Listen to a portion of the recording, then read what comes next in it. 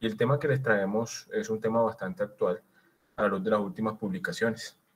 Lleva por nombre Inteligencia Artificial para la predicción de la hipotensión intraoperatoria. Mi asesor para la construcción de este contenido fue el doctor Alexander García, quien es docente del servicio y es anestesiólogo e intensivista. Los objetivos propuestos para el día de hoy, entonces, en principio es hacer un mapeo pues, introductorio y definir la importancia de la predicción de la hipotensión intraoperatoria por inteligencia artificial. Posteriormente, presentaremos un modelo de predicción intraoperatoria basado en inteligencia artificial, más puntualmente en Machine Learning, que es el principal subtipo de inteligencia artificial que existe. El contenido propuesto para la charla de hoy, entonces, es dedicar unas diapositivas iniciales a responder la pregunta de por qué es importante predecir la hipotensión en el intraoperatorio. Como segundo punto, pasaremos a presentar un modelo de predicción intraoperatoria por medio de inteligencia artificial. Como tercer punto, luego de la presentación de los anteriores, hablaremos de los retos que tiene la inteligencia artificial para que pase a ser una práctica constante dentro del día a día del anestesiólogo. Y por último, hablaremos de unas conclusiones finales luego de esta revisión. En primer lugar, nos gustaría declarar que no hay ningún tipo de conflicto de intereses. No recibimos pues, ningún tipo de contraprestación relacionada con esta presentación. Entonces, ¿por qué es importante predecir la hipotensión? Se estima que hay alrededor de 313 millones de cirugías a nivel global y que aproximadamente entre un 40 a un 90% de todas estas cirugías presentan hipotensiones a lo largo de todo el intraoperatorio. Cada vez está más claro que a mayor hipotensión existe mayor tasa de complicaciones. Sin embargo, dedicaremos algunas diapositivas a definir puntualmente qué tipo de complicaciones podríamos encontrar. Desafortunadamente, cuando la hipotensión ocurre, se detecta de forma tardía y las intervenciones que se dan son desafortunadamente pues también tardías. Y esto en función de que la cognición humana realmente es limitada, es decir, aún no tenemos la suficiente capacidad sensorial para tratar de predecir cuáles son los eventos que ocurren hacia esa manifestación florida de la hipotensión.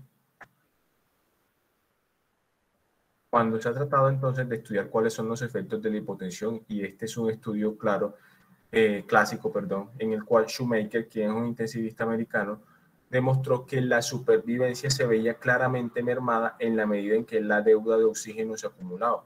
Vemos acá en línea roja entonces que los no sobrevivientes tuvieron una deuda de oxígeno mayor y adicionalmente los pacientes que tuvieron disfunción de órgano en línea amarilla también tuvieron una deuda mayor de oxígeno. Esto debe entenderse entonces, la diapositiva la traía para mirar cuál es la acumulada de oxígeno, ¿sí?, con relación a las complicaciones en el orden perioperatorio, más puntualmente en términos de supervivencia y en términos de disfunción de órgano. Este estudio fue realizado por Shoemaker y colaboradores, en el cual, en la medida en que se acumulaba la deuda de oxígeno, entonces tendríamos a presentar menor supervivencia y más disfunción de órgano. Debe entenderse entonces que la deuda de oxígeno es ese subrogado que tenemos del comportamiento de hipotensión en el intraoperatorio y que desafortunadamente el anestesiólogo, sino ya en la sala de hospitalización o en los intensivos. Cuando se ha tratado de estimar cuál es el comportamiento de los desenlaces en torno a la intensidad y a la duración de esa hipotensión, se ha establecido que cifras tensionales por debajo de 80 milímetros de mercurio y con una duración mayor a 10 minutos se ha asociado al aumento de la mortalidad, al aumento del infarto perioperatorio, al aumento de la estancia hospitalaria y a lesión renal aguda y delirio perioperatorio. Estos mismos autores también establecieron que en la medida en que esa dosis de hipotensión fuese mayor, entonces con más asociación estadísticamente significativa se iban a presentar estos desenlaces. De modo que presiones tan bajas como 50 y con una duración mayor a 1 minuto se traducen ya en complicaciones. En esta revisión sistemática y metaanálisis que incluyó 14 estudios con diferente tamaño muestral, se encontró que hubo una asociación estadísticamente significativa de la hipotensión para el aumento de la mortalidad, para el aumento de los eventos cardiovasculares mayores y para el aumento de la lesión renal aguda. Ahora, ¿qué tenemos los anestesiólogos o los profesionales que nos dedicamos al cuidado perioperatorio para tratar de predecir esos eventos? Tenemos monitoría de la presión, tanto no invasiva como invasiva. Cuando se ha tratado de estimar el comportamiento de estas dos medidas de monitoreo para la predicción del perioperatorio, encontramos que la presión arterial no invasiva sobreestima las medidas de presión, tanto en los fenómenos hipertensivos como en los fenómenos hipotensivos. Debe entenderse entonces que en los estados de choque, la presión arterial no invasiva tiende a sobreestimar las cifras tensionales y en ese sentido entonces lleva a un reconocimiento tardío de los fenómenos hipotensivos con todo lo que ello implica en términos de retrasos en las intervenciones. Entonces, ¿qué tenemos hasta acá? La hipotensión aumenta la morbilidad y mortalidad y las cifras tensionales que hemos tratado como de precisar para definir las complicaciones, si bien se ha establecido en 80, para manejar un estándar estimamos que presiones arteriales medias por debajo de 65 y presiones arteriales sistólicas por debajo de 90 se asocian a complicaciones. Importa tanto el número de esa cifra tensional como la duración de esa misma, de modo que a mayor número y mayor duración, mayor tasa de complicaciones y mortalidad. Está claro que la presión arterial invasiva es superior a la presión arterial no invasiva. Sin embargo, a pesar de que hay más intervenciones, cuando se realiza la presión arterial invasiva, no logra estimar de forma oportuna la probabilidad de eventos hipotensivos futuros y esto no está del todo claro que disminuya la posibilidad de desenlaces clínicos relevantes. Entonces la pregunta que lógicamente sobrevendría es, ¿podríamos detectar la hipotensión antes de que ocurra? Y es acá donde entra la inteligencia artificial, pero antes de acercarnos al concepto, vamos a dedicar algunas diapositivas al contexto. ¿De dónde viene este asunto de la inteligencia artificial? En la diapositiva vemos a Alan Turing, que Alan Turing era un matemático inglés que se considera que es el padre de la inteligencia artificial. Es célebre porque en la Segunda Guerra Mundial logró descifrar los códigos con los cuales los nazis se comunicaban y esto eventualmente se tradujo en que Inglaterra fuera ganador de la guerra. Posteriormente, en los años sucesivos, él comenzó a cuestionar la posibilidad de que las máquinas pudieran pensar, es decir, eran la suficiente habilidad y una forma de pensar similar al ser humano de tal manera que se pudiera hacer razonamientos y favorecer la toma de decisiones. De ahí deriva entonces el nacimiento del test de Turing, que es que en la mayoría de escenarios es la prueba que la inteligencia artificial tiene que superar para definir que tenga la suficiencia y que sea tan eficiente como el ser humano. Este es probablemente el hito más importante de la inteligencia artificial. Hacia el año 1996, Garry Kasparov era en ese momento el campeón de ajedrez y un algoritmo creado por IBM que se llamó Deep Blue logró ganarle en reiteradas ocasiones un partido de ajedrez. Se estimaba que Deep Blue podría tomar hasta 100.000 decisiones por unidad de tiempo, ¿sí? Y que eventualmente esto abrió el potencial para que se hiciera el desarrollo de la inteligencia artificial en muchos campos de la humanidad. Ahora, ¿qué es inteligencia artificial? La inteligencia artificial entonces es esa interacción que existe entre la inteligencia del ser humano, aplicada a la resolución de problemas y a la toma de decisiones, y la capacidad de procesamiento de las computadoras o de los programas de computadora. Lo que persiguen entonces es crear sistemas que piensen y actúen como el ser humano, de tal forma que se permita el entendimiento de los fenómenos y con base en ese entendimiento entonces se permita la construcción de respuestas hacia ese problema y hacia esos fenómenos. La inteligencia artificial entonces es la creación de algoritmos en los cuales se introduce una serie de datos e información, el algoritmo lo que hace es procesar e interpretar esos datos y con base en ese procesamiento e interpretación que hace, emite una respuesta que también el operador decide para la resolución de un problema puntual. Con base en eso entonces existen dos subtipos de inteligencia artificial.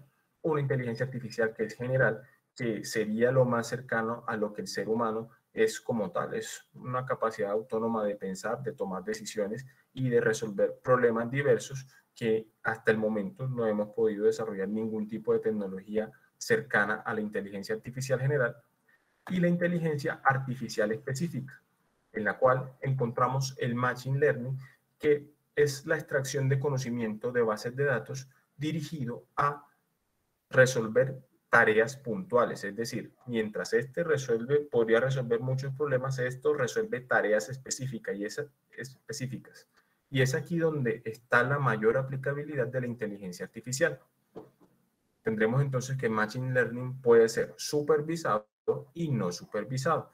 Supervisado en la medida en que requiere que un operador, digamos, entrene ese modelo de inteligencia artificial o ese modelo de Machine Learning, y no supervisado en la medida en que el algoritmo podría ser de cierta forma más autónomo para seguirse entrenando de forma constante. Entendido entonces el concepto de inteligencia artificial y de Machine Learning, pasaremos a hablar del índice de predicción interoperatoria. Esta fue una tecnología desarrollada por el Dr. Feras Hatib y Edwards Life Science y la Universidad de California. Edwards es una empresa que se dedica a la producción de software y de dispositivos de monitoreo avanzado hemodinámico. El Dr. Feras Hatib es un ingeniero biomédico con énfasis en inteligencia artificial, quien es el jefe de desarrollo de esta empresa. Y lo que ellos querían crear fundamentalmente era una tecnología que predijera los eventos hipotensivos en teoría 15 minutos antes de que ocurrieran, ¿sí? Es decir, usted tiene su monitoreo en el paciente, no ha ocurrido el evento hipotensivo y usted por medio del monitoreo tuviera un indicio de que va a ocurrir un evento hipotensivo en los minutos sucesivos. Para tal efecto, entonces, ellos debían definir claramente lo que iban a considerar como un evento hipotensivo versus lo que iban a considerar como no hipotensivo. De modo que los eventos hipotensivos los definieron como presiones arteriales medias por debajo de 65 y con una duración mayor a 1 minuto. Y los eventos no hipotensivos los definieron como aquellos eventos con una presión arterial media por encima de 75 y con una duración promedio de 30 minutos. ¿Cómo funciona? Entonces, el dispositivo lo que hace es que por medio del monitoreo tanto invasivo como no invasivo realiza un análisis de las características de la onda de presión de pulso arterial. Con base en ese análisis que hace, lo que hace es integrar las distintas variables y lo que trata de estimar es el estadio prodrómico de la hipotensión. Y con base en eso, entonces, predice los eventos hipotensivos. Recordemos que cuando un paciente está hipotenso, significa que todos los mecanismos fisiológicos de compensación han fracasado. El objetivo fundamental de este índice, entonces, es definir, antes de que haya ese fracaso de los eventos fisiológicos, el operador tenga la oportunidad de hacer una serie de intervenciones dirigidas a disminuir la duración de esa hipotensión y la severidad de esa hipotensión. ¿De dónde viene el algoritmo? Entonces, los fabricantes tenían unas bases de datos de líneas arteriales. Edwards, en este caso, incluyó pacientes de cuidado intensivo y pacientes quirúrgicos, y la base MIMIC2, que es una base del Instituto Tecnológico de Massachusetts, permitieron la reunión de los patrones de onda de cerca de 1.600 pacientes. Esta corte de pacientes entonces se usó para un entrenamiento y para una validación interna, más o menos en una relación de 80% de la corte para el entrenamiento y de un 20% para la validación interna. Entra luego una tercera base de datos que es de la Universidad de California, ya solo de pacientes de UCI, en la cual se hizo una validación externa. Entonces, digamos que este estudio inicial tuvo como unas 3 fases: una fase de entrenamiento, una fase de validación interna y una fase de validación externa. Entonces, en la fase de entrenamiento, ¿cómo hicieron para decirle al dispositivo o para entrenar el dispositivo en lo que tenía que reconocer? Entonces, con estas bases de datos lo que hicieron fue que dividieron la onda de presión de pulso en 5 fases. Una fase inicial, que es la fase sistólica, una fase final, que es la fase diastólica, una fase fase de ascenso sistólico, una fase de descenso sistólico y una fase de decaimiento total. Cada una de estas fases representaba pues una variable y a cada una de estas variables entonces se le caracterizaron estas características puntuales.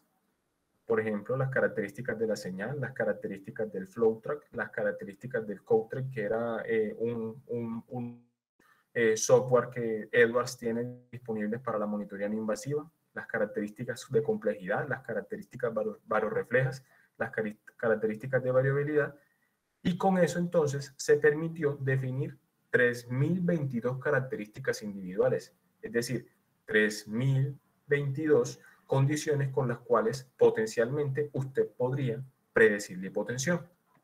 Pero el trabajo de ellos no solo se quedó ahí, sino que de estas 3022 seleccionaron las mejores, las que tenían un rendimiento por encima del 85%, e hicieron combinaciones y permutaciones. Estas combinaciones y permutaciones entre sí, es decir, combinaron 1, 2, 3 y hasta 4 características, y les permitió crear entonces hasta 2.600.000 de características totales para entrenar el dispositivo. Es decir, con base en esas características, 2.600.000 de características, el modelo se entrenó y en teoría podría entonces hacer una regresión binomial que lo que permite es decir, el paciente va a estar o no va a estar hipotenso. Ese es el principal objetivo del algoritmo.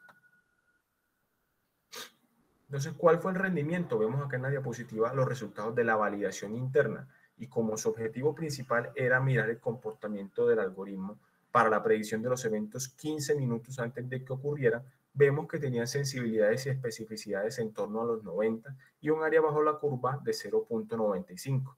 Lo llamativo de esta imagen es que en la medida en que la predicción se iba acercando al evento hipotensivo, es decir, 10 minutos antes de que ocurriera o 5 minutos antes de que ocurriera, el rendimiento del algoritmo era mucho mayor. Ya en la validación externa, que fue otra segunda base de datos de paciente de UCI, lo que encontraron es que el área bajo la curva era relativamente buena, pues, pero marginalmente inferior. Y el rendimiento en términos de sensibilidad y especificidad sí disminuyó un poco.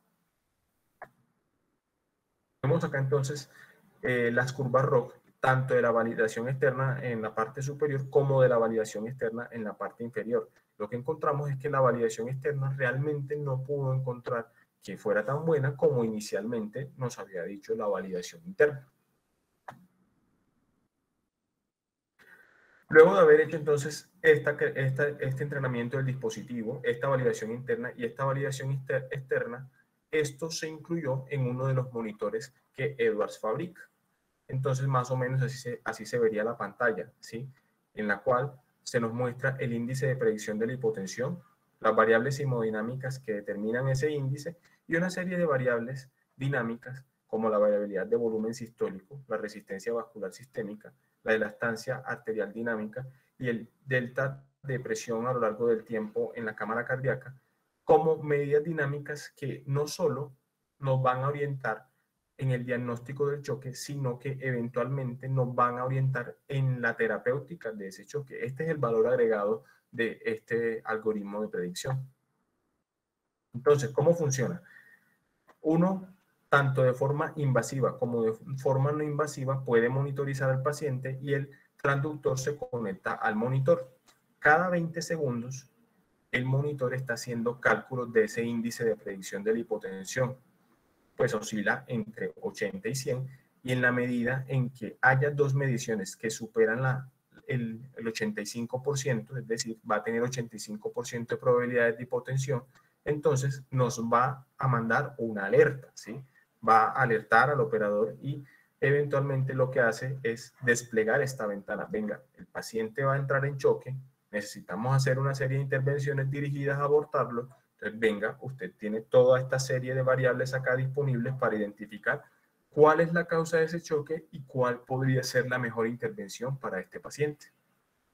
Entonces vemos acá hacia la izquierda que ellos tratan de orientarlo por los determinantes del choque: la precarga, la contractilidad y la poscarga. Miren que los números que aparecen en verde, pues es relativamente intuitivo, son los números que vendrían estando dentro de la normalidad. Los números que aparecen en amarillo son a modo de precaución, es decir, hay pilas que esto podría afectar al paciente, y los números que aparecen en rojo son los números que tienen valores críticos y que van a ser los que son tributarios de intervención de forma emergente. Ahora, ya dijimos que esto se ha validado de forma interna, se ha validado de forma externa, que tiene el potencial para predecir la hipotensión, pero ¿cuál ha sido el comportamiento de este índice cuando se ha tratado de probar en pacientes?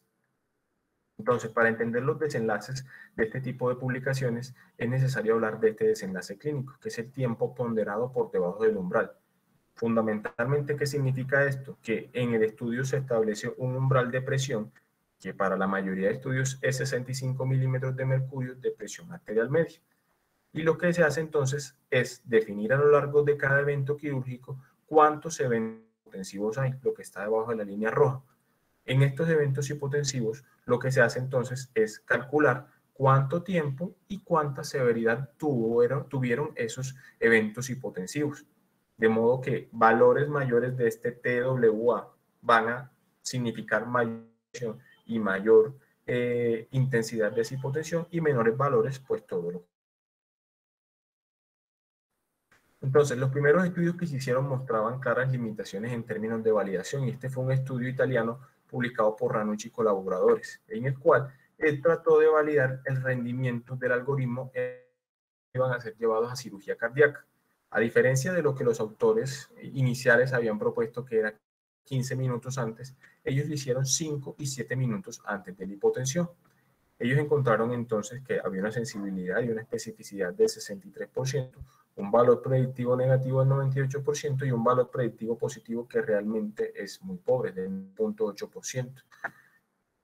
Y cuando trataron de estimar cuál era el comportamiento en términos de área bajo la curva, encontraron que era 0.7. Recordemos que en el estudio inicial había sido de 0.9. Entonces, realmente cuando esto se ha llevado a validación externa, pues el rendimiento con base en este estudio no es tan bueno. En el curso de este primer estudio también se iba haciendo otro estudio adicional. Esto es un ensayo clínico hecho por Kamal Maheshwari, quien hace parte pues, del equipo, el equipo colaborador que hizo la construcción del algoritmo, ¿sí? Este es un grupo del Cleveland Clinic, y lo que ellos hicieron fue un ensayo clínico. Incluyeron pacientes mayores de 45 años, pacientes ASA 3 y ASA 4 que iban a ser llevados a cirugía no cardíaca de moderado y alto riesgo. Fueron cerca de 300 pacientes que se aleatorizaron al grupo que iba a ser monitorizado por el algoritmo versus un grupo que también recibía la misma monitoría, pero que el operador estaba cegado a ese monitoreo. Este es el dispositivo que usaron para la monitoría no invasiva. Es un monitor no invasivo de forma continua que también es producido por Edwards. Y lo que ellos encontraron es que hubo menor tasa de hipotensión por este desenlace del TWA que ya expliqué, y la duración de la hipotensión fue menor cuando se usó el monitor guiado por el índice de predicción de la hipotensión. El estudio que más dio de qué hablar del algoritmo de hipotensión, y fue un estudio publicado en JAMA en el año 2020. Fue hecho por la Universidad de Ámsterdam y se llamó el estudio HYPE. Este estudio entonces, lo que ellos hicieron fue calcular una muestra para el desenlace clínico que ellos querían medir, pero como se salieron cerca de 8 pacientes del protocolo, el análisis final fueron 60 pacientes. Ellos lo que hicieron entonces fue aleatorizar un paciente al sistema de alerta temprana, que en este caso es el algoritmo del que hemos hablado, versus el monitoreo estándar, que es la misma línea, pero con el operador cegado a ese monitor.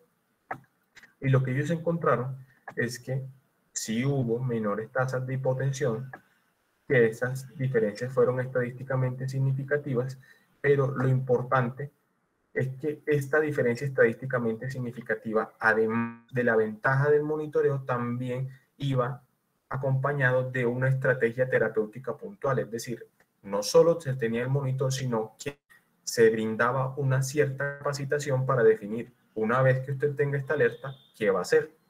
Entonces, básicamente, en este algoritmo, lo que ellos planteaban era que en la medida que esas variables dinámicas se alteraran y se combinaran entre sí, nos iban a dar distintos patrones del choque y que eventualmente esos distintos patrones del choque iban a ser tributarios de manejo con volumen, manejo con agentes vasoactivos o manejo con inotrópicos en función de cuál fuera puntualmente la función cardiovascular que se viera afectada.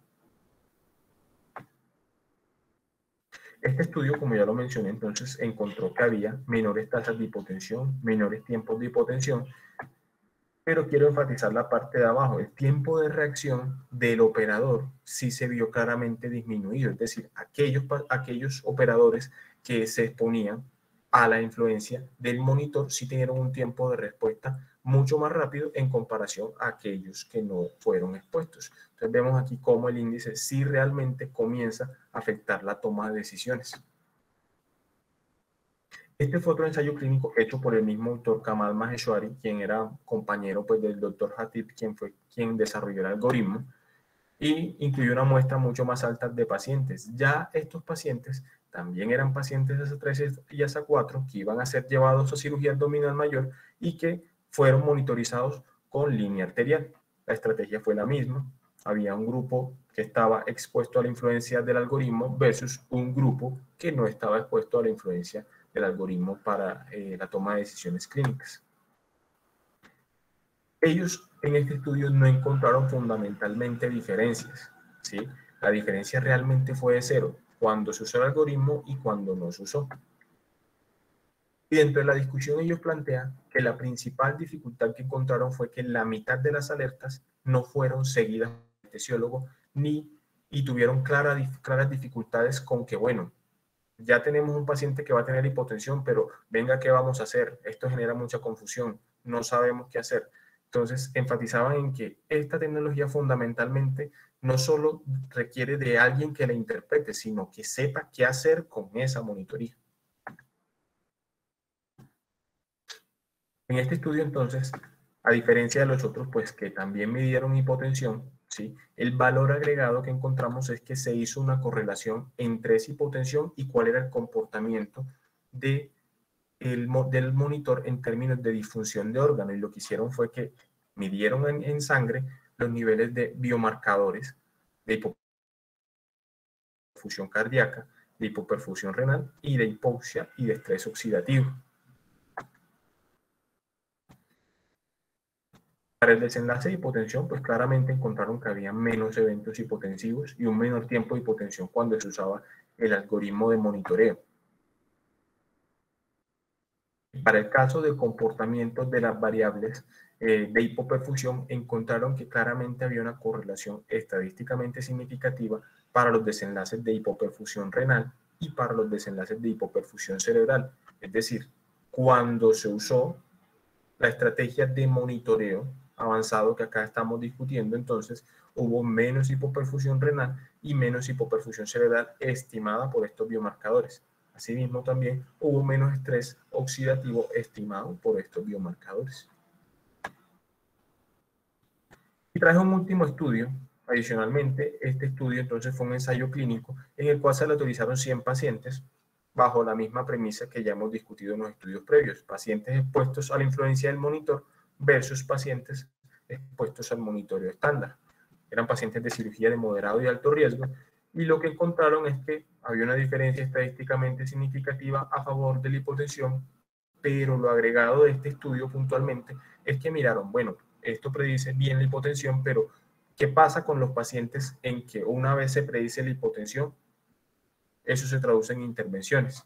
Entonces, acá fundamentalmente encontraron que hubo mayor tasa de hipertensión y eso es claro porque ellos calculan un desenlace del TWA ya no para hipotensión, sino para hipertensión, en el cual hubo unas diferencias estadísticamente significativas, ¿sí? En la que fundamentalmente el mensaje es que estos pacientes que se monitorizaron con esta tecnología tuvieron más hipertensión y tuvieron más uso de vasopresores.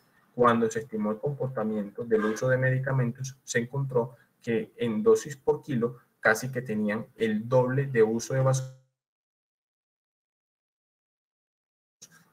por medio de monitoría estándar. Y esa asociación también fue estadísticamente significativa. Ahora, dicho que esto potencialmente podría predecir la hipotensión, que potencialmente podría favorecer las intervenciones de forma temprana, pero no todos son buenas noticias. Hace más o menos 3 semanas fue publicado en Anesthesiology este estudio, que fue publicado por Johannes N. Bolsen, quien es un autor danés, que es editor de una revista de computación e inteligencia artificial, puntualmente dedicada a la inteligencia artificial con aplicaciones clínicas. Y lo que él planteaba es que en la creación de este algoritmo existe un claro sesgo de selección, y básicamente este sesgo de selección viene dado porque los desenlaces que íbamos a estimar, es decir, eventos hipotensivos y no hipotensivos, se plantearon de una forma que no era la adecuada. Y me explico, ellos definieron en el estudio inicial que los eventos no hipotensivos iban a ser aquellos mayores de 75. Y en la curva de la derecha vemos el comportamiento de la curva ROT como se hizo en el estudio inicial. Es decir, esta curva ROT muestra un área bajo la curva que tiene un mejor rendimiento. Y en este estudio lo que hicieron, venga, ¿cómo sería el comportamiento de este rendimiento si cambiáramos esos umbrales de presión? Es decir, definiéramos al paciente hipotenso por debajo de 65 y al paciente no hipotenso por encima de 65. Entonces, cuando se comparan en la simulación que ellos hicieron, claramente el rendimiento del algoritmo queda disminuido. Asimismo, las comparaciones que se hicieron en el estudio inicial fueron inadecuadas. Cuando evaluaron el rendimiento, lo trataron de comparar con el delta de presión, delta de presión arterial media. O sea, ¿es realmente ese comparador el adecuado para esta tecnología? Era lo que ellos cuestionaban. Toda vez que la presión arterial media no tiene ningún papel predictivo, ni tiene en estudios clínicos algún grado de evidencia de que permita predecir la hipotensión en los minutos sucesivos. A la luz de esto, entonces, queda la duda si son las conclusiones del estudio original y las validaciones sucesivas y los ensayos que se hicieron de forma temprana confiables. Esto entonces ha llevado a que en la inteligencia artificial existen retos claros y en los que tengamos buenas y malas noticias. Las primeras preguntas que uno debería hacerse ante este tipo de tecnología es realmente si la máquina ha aprendido suficiente. Es decir, lo que esta máquina va a detectar podría ser aplicable a la gran mayoría de mis pacientes. ¿Cuál es el mejor comparador para este índice de predicción intraoperatoria? Como vemos, ya alguien cuestionó el papel que tenía ese comparador del delta de presión arterial media y aún no tenemos que seguir haciendo estudios en torno a esto. Evaluar la consistencia y la heterogeneidad de los resultados es realmente difícil, toda vez que los criterios metodológicos empleados en cada uno de los estudios han sido diferentes entre sí. ¿Y cuáles son los límites éticos para la influencia en la toma de decisiones? Es decir, este dispositivo ya nos dice que podríamos adelantarnos a la hipotensión, pero hay un estudio que nos dice, venga, esto también aumenta la hipertensión, nos lleva a más uso de vasopresores y no tenemos claro esa hipertensión y ese uso de vasopresores, cuál es su comportamiento en términos de seguridad clínica. Y tal vez sea prematuro decirlo, pero la evaluación económica en salud está toda claridad de la superioridad de esta tecnología en términos de desenlaces clínicos, lo que definitivamente entonces plantea retos que están por venir y que pues queda como la discusión abierta en torno y realmente ojalá esto siguiera despertando interés para que se siguiera investigando en este campo porque es un campo potencial bastante importante. Como conclusiones finales, entonces tenemos que la inteligencia artificial es una herramienta potencial que podría cambiar la toma de decisiones de los operadores, tanto en quirófano como en la unidad de cuidados intensivos, pero nos enfocamos acá en quirófano.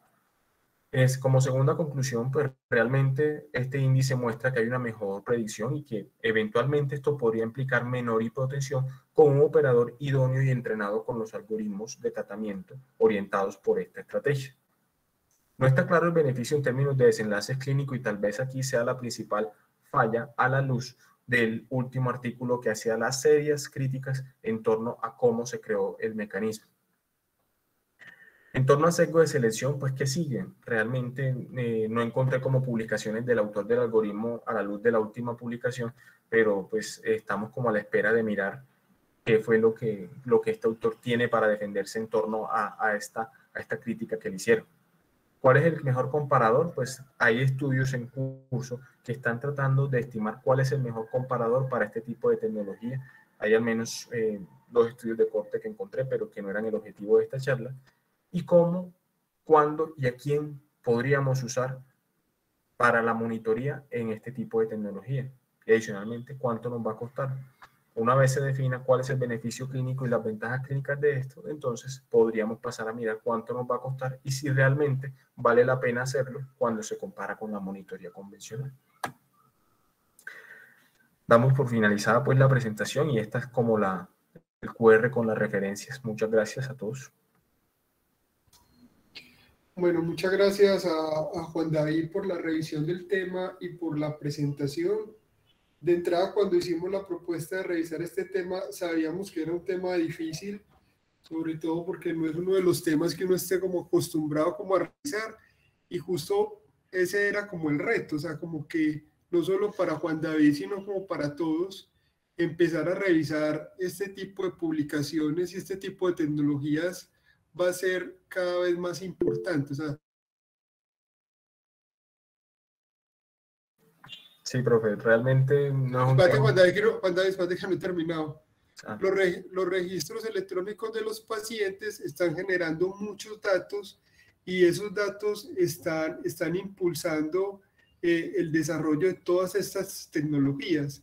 Como Juan David nos los explicó bien, estamos todavía en una fase potencial. O sea, por ejemplo, esta tecnología de predicción de la hipotensión tiene cosas muy valiosas desde el punto de vista conceptual. O sea, predecir la hipotensión, hacer unas intervenciones proactivas y no reactivas, y todo a partir de la línea de presión arterial. Entonces, el concepto que se desarrolló en el algoritmo y en el modelo es supremamente bueno. Está en fase de investigación, de pulir el modelo, de validar el modelo, porque una cosa es tener el modelo en el computador y en el programa, y otra cosa ya es aplicarlo a los pacientes. Pero definitivamente este Machine Learning, el Deep Learning, esto llegó, es presente y futuro. Entonces nosotros sí tenemos que estar muy atentos, porque vamos a hacer los llamados, primero a validar los estudios, a hacer las investigaciones, a decidir si las vamos a utilizar o no. Entonces, muchas gracias a Juan David nuevamente por la presentación, por el esfuerzo. Me consta que revisó un montón y se esforzó mucho. Espero que haya quedado lo más claramente posible. Abrimos el espacio como para preguntas e intervenciones. Veo aquí que el gran jefe está interviniendo. Adelante, gran jefe.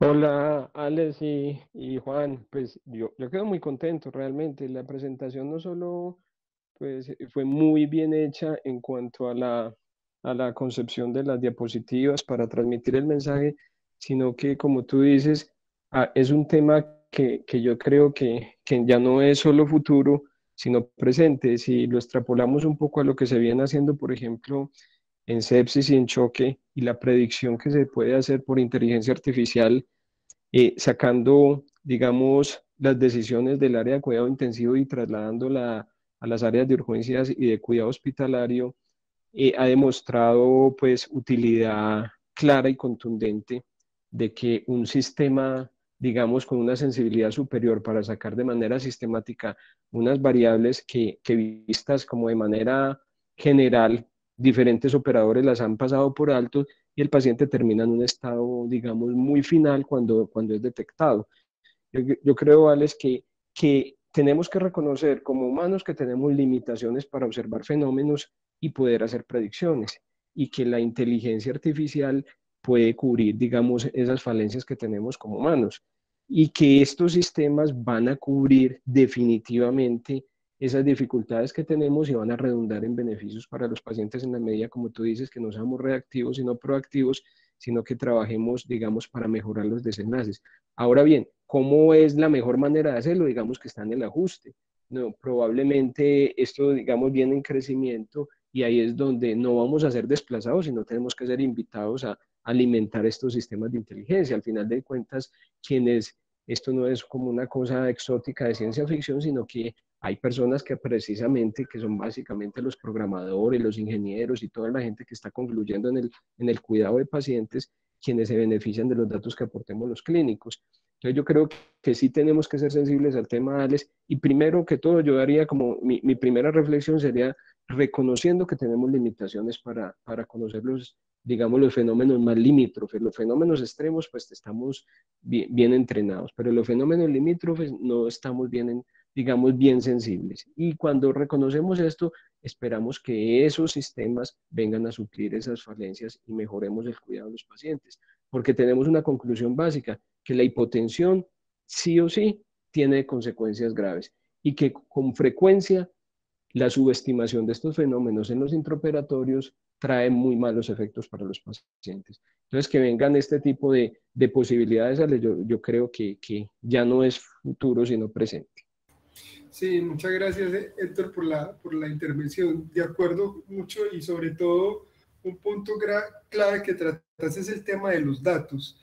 Todos estos algoritmos dependen mucho de la calidad de los datos y ahora hay en el mundo iniciativas muy interesantes que buscan mejorar la gobernanza de los datos, la transparencia de los datos y que un mayor número de investigadores puedan acceder a los datos.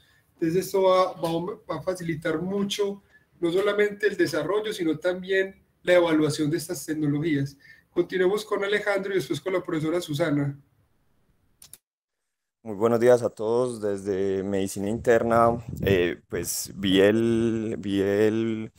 la actividad académica y bueno, los acompaña la actividad académica porque es un tema en el cual tengo interés y quiero felicitar pues al residente. Me parece que lo abordó de una forma muy adecuada y quería pues como intervenir en varios puntos. Lo primero es que para este tema existen diferentes guías de lectura, así como pues, de lectura de artículos para lectura crítica. Se las voy a enviar al chat en este momento. Hay una guía JAMA que nos dice pues como paso a paso cómo deberíamos hacer una lectura crítica y hay un consenso que fue publicado en Nature que se llama el Decide AI, que es un consenso para poder evaluar pues este tipo de algoritmos. Que nos dice que así como en la industria farmacéutica los algoritmos tienen como fases de desarrollo y las fases más tempranas de desarrollo de un algoritmo predictivo son estas que nos presentó el doctor Juan, en donde primero se hace una validación pues interna con unos datos retrospectivos y ya después de forma prospectiva se hace pues como un estudio observacional. Es importante que pensemos pues o dividamos pues como el algoritmo en varias fases de desarrollo. Primero, en la parte del desarrollo in silico, que es esta parte que acabamos de ver. Y lo segundo fue cuando el doctor Juan nos presentó pues los ensayos clínicos, en donde se hacen pues diferentes ensayos clínicos y ya se convierte en un sistema de soporte a las decisiones clínicas. Ese es el término MESH pues que uno puede buscar cuando ya se vuelve un sistema de soporte a las decisiones clínicas. Nosotros ya empezamos a evaluar qué hace el operador con el algoritmo y si realmente esto tiene un impacto clínico en el paciente. Y por eso son tan importantes los ensayos clínicos. Entonces, esto es pues, un punto de investigación realmente que tiene mucho potencial y la Academia Nacional de Medicina de los Estados Unidos nos muestra una curva de Gartner, que es una curva de expectativa cuando hay una tecnología nueva. Entonces al principio hay mucha expectativa con una tecnología nueva, después hay como un valle que las personas se van como desilusionando un poco cuando se chocan con la realidad. Y ya después hay como un momento en donde se empiezan a desarrollar ya los algoritmos y empezamos ya a sedimentar esta tecnología.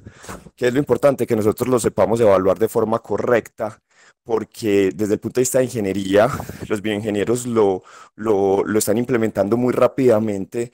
Como pudimos ver, pues nos mostró que Edwards ya lo metió en un monitor, pero entonces la pregunta que nosotros nos debemos hacer es, ¿realmente podemos tomar decisiones seguras con este tipo de información que nos está dando el algoritmo? ¿Realmente está validado? Entonces, la invitación es de nuevo bueno, si hay alguien que de pronto le guste, pues, como el tema, eh, pues, fomentar la investigación y hacer una lectura crítica de los artículos. Y de nuevo, pues, como para no extenderme mucho, felicitaciones. Ya les voy a dejar los links de los artículos. Alejo, muchas gracias, hermano. Muy buenos días y muchas gracias por acompañarnos y por la participación. la profesora Susana. Buenos días para todos. Iba a puntos que no voy a repetir que acabo de tocar el doctor Alejandro Hernández, que viene ya trabajando hace algún rato con este tema y como que le apasiona muchísimo. De hecho, en el hospital pues tiene varios proyectos al respecto y no necesariamente de intervención clínica, sino también de eficiencia de la gestión.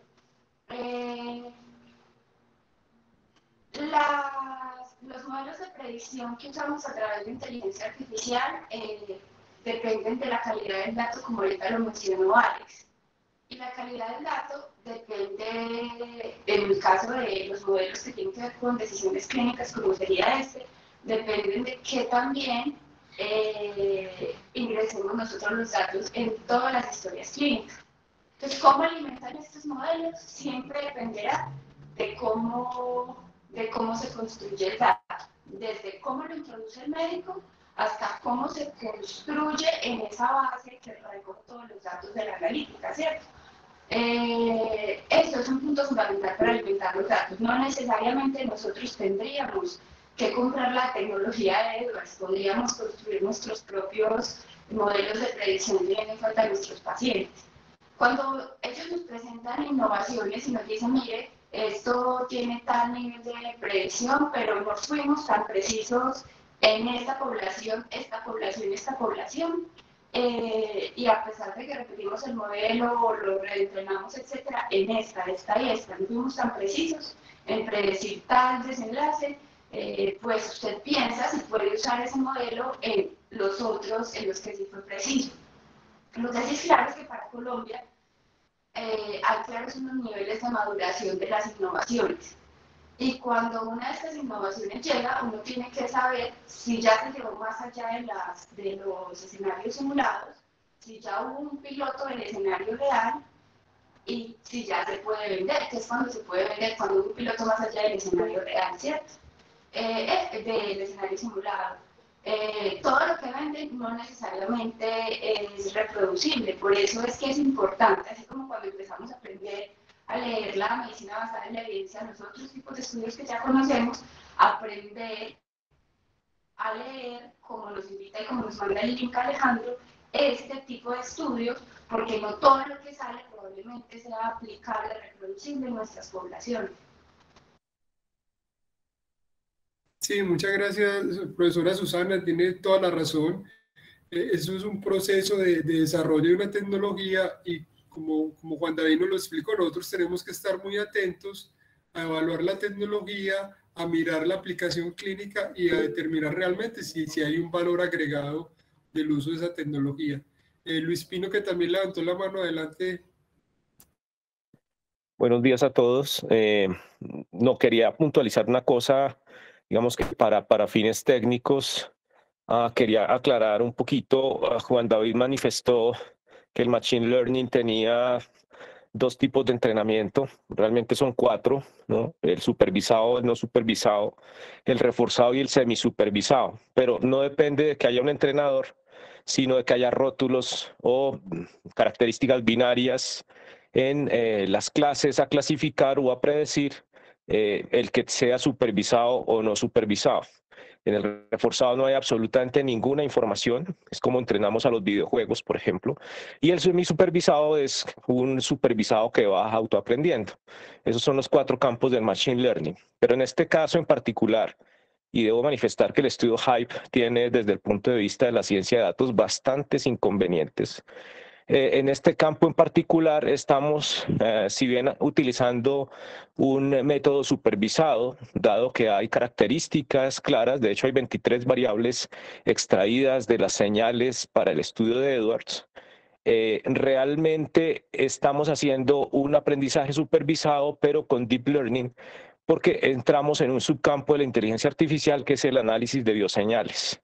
Las señales, en este caso la tensión arterial media y las curvas, las formas de onda, perdón, esencialmente se convierten en matrices de números que son de diversa complejidad, se extraen, se convolucionan y posteriormente se organizan con base en las características, y es por ello que lo que hacemos realmente ahí es redes neuronales para el análisis de señales. Las redes neuronales también nos pueden servir para predecir, para clasificar, pero esencialmente son muy útiles en el análisis de señales más complejas como las bioseñales, las imágenes y el texto. Entonces, un subcampo de la inteligencia artificial es el análisis de bioseñales, el análisis de texto, el análisis de imágenes, que ya se mete en el campo del aprendizaje profundo. Digamos que quería comentarles eso. El algoritmo del estudio HYPE, pues realmente cuando uno lo ve con ojos de científico de datos, es bastante regular. El estudio es pequeñito, no son, digamos que no muestran el código, obviamente por un tema, me imagino, de secreto industrial, pero adicionalmente no son claros con definir sus métricas. Si bien utilizan AuceRock, pues las otras métricas de exactitud, sensibilidad, especificidad las quedan debiendo, y adicionalmente tuvieron un gran problema, y es que no dejaron en la fase de industrialización del algoritmo realmente la posibilidad de que el algoritmo fuera creciendo a medida que fuera adquiriendo más datos, y eso ha sido muy criticado en el mundo de la ciencia de datos a Edwards, de tal suerte que hoy están un poco complicados con la industrialización del algoritmo, y tendremos que esperar a que estos surtan un proceso de ajuste, afinamiento y seguramente estudios clínicos más profundos. Quería aportar eso simplemente. Luis, muchas gracias por la intervención. Sí, toma aspectos muy técnicos que nosotros apenas como el del área clínica estamos en proceso también como de aprendizaje y de formación. Yo creo que también es una invitación para todos nosotros de que son áreas y temas que tenemos que empezar también a prepararnos y a formarnos para poder participar en los equipos, en las discusiones, en las investigaciones y en los desarrollos. Yo creo que ya son las 8 en punto. Quiero como que terminar acá ya la reunión para que seamos pues como cumplidos con el tema del tiempo. Muchas gracias nuevamente a Juan David por la revisión, la preparación y el esfuerzo. Yo también, como dijo el gran jefe, quedo muy contento con la presentación y con la charla. Muchas gracias a los que participaron, a los que intervinieron, y muy feliz día para todos.